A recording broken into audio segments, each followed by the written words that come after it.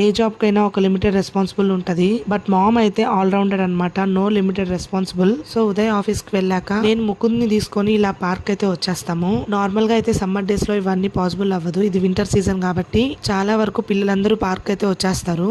ఇక్కడ మా బుడ్డోడు సీరియస్ గా ఏదో రాస్తున్నాడు. ఇలా వీళ్ళు ఉండడం వల్ల నేచర్ కి కూడా చాలా దగ్గరగా ఉంటారు. మార్నింగ్ సన్లైట్ ఉంటది అండ్ హ్యాపీగా వాళ్ళైతే మంచిగా ఆడుకుంటారు. అండ్ ఇలా వీళ్ళతో ఆడుకోవడం వాళ్ళకి మనకి ఒక మంచి ఫ్రెండ్లీ బాండింగ్ ఏర్పడద్ది. అండ్ వీళ్ళు చేసే చిన్న చిన్న క్యూట్ థింగ్స్ కూడా మనం మిస్ అవ్వము. ఎన్ని వీలైతే అన్ని కొత్త కొత్త గేమ్స్ ని మనం ట్రై చేయనివ్వాలి.